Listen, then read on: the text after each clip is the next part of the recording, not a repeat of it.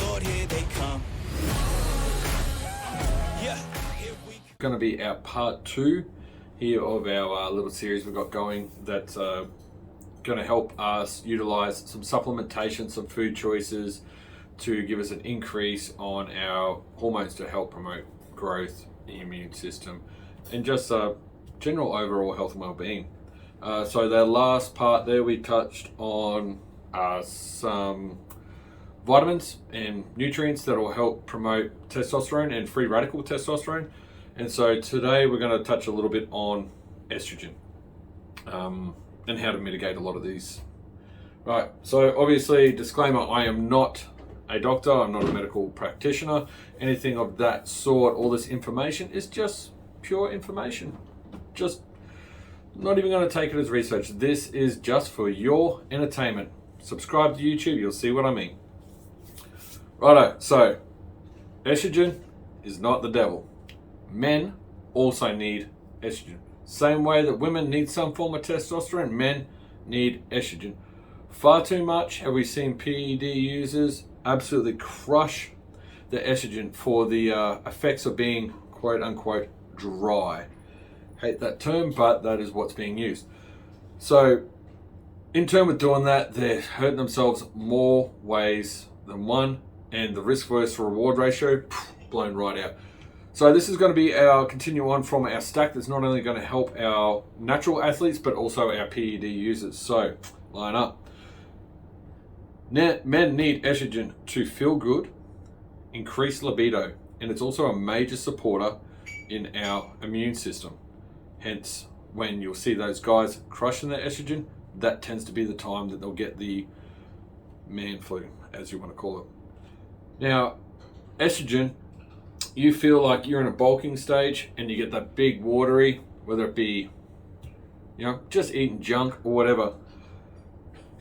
Now, this, the reason we'll keep estrogen in is because if we're trying to crush estrogen too much, if you crush your estrogen, it's going to lower your uptake of your IGF.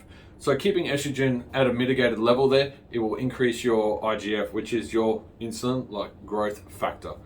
Obviously that's a big part in turn that runs in parts with our growth hormones that we naturally produce too. So one feed to the other, and that is what regulates how much and how fast we can put on tissue. Right. But unbalanced estrogen is bad, and this is why we monitor estrogen, E2, estradiol, aldosterone, prolactin, and progesterone. But that's for another video, and honestly, that's why you hire a coach. Right, so the first one we're going to touch on is DMI. Now, I'm probably going to butcher this name, so bear with me. Dinedoyl methane. That wasn't as bad as I thought. DMI. Now, DMI is a natural aromatase inhibitor. It's about to the ratio of 1/6 of our SERMs, which is a selective estrogen receptor modulator, which means it inhibits the conversion of estrogen. It inhibits the conversion of testosterone to estrogen. And this can be found in cruciferous vegetables, such as broccoli, broccolini, cabbage, cauliflower, sauerkraut, things of that. We've already heard us touch on these particular greens in our testosterone increasing side of things with our nutrients in part 1. Now you can see how this is starting to relay part 1 into part 2 and why we're selecting some of the foods we're selecting here, eh? Next one we're going to touch on is nettle root. Now, nettle root, it'll be something you'll probably have to supplement with unless you like nettle tea, which I do not. Now, nettle root is very helpful, and it can be one of the main things that can be helpful in naturopath therapy to help fight off the growth of the prostate, which will then be your primary leader to some form of prostate cancer and problems. And that's also an issue that can come from AAS abuse. So, like we were saying, also helps your PED users. And nettle root will also help increase your free radical testosterone. So, lowers and mitigates estrogen, increases your free radical testosterone. We're getting this playing field a little bit more level. And nettle root also increases your insulin-like sensitivity. As we touched in before, We need this for IGF production. Another one is calcium and D3. Now you've heard D3 before. That's vitamin D glucarate. I believe that's how it's pronounced. Now this secretes excess estrogen. So once again, we're going to try to mitigate if we're up too high for whatever reason, which usually around poor food choices, not enough cardio to mitigate like our cholesterol levels, and just things that run a bit out of whack. We're going to try to help secrete any of that. So not only does it secrete excess estrogen, it will lower your cholesterol levels. Not help, it will lower your cholesterol levels, which was also helpful for AAS abuse and people going through the dirty bulking stage. So to try to mitigate what actual fat you gain as visceral fat, which is visceral around our internal organs, and which can be just a whole stack of cardiovascular and myopathy problems to come. And it's a great detoxifier and antioxidant. So calcium and D3 combated together. And so our highest sources, rather than just supplementing these two together, our highest sources of these two combined together is going to be in fruit. And this is going to be in apples. Now, if you're one of my athletes, I can probably guarantee you that you've got an apple base somewhere around your workout. Something along that lines, if you're not getting in this through other food choices. Apples, and it's also, yep, you've all heard me say this again, it's in higher concentration, and I prefer you to get green apples.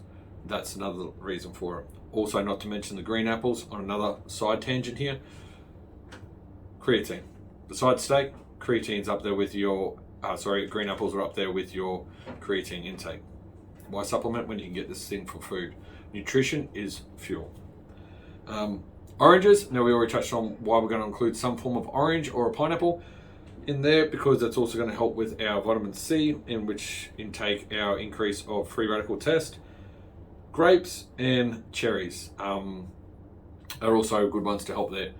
So as we touched on there before, got these few nutrition choices that are going to help free up our radical testosterone, increase that level back to where we need to be or where it should be, and we're going to mitigate what estrogen we've got. So we're not going to have either one at either.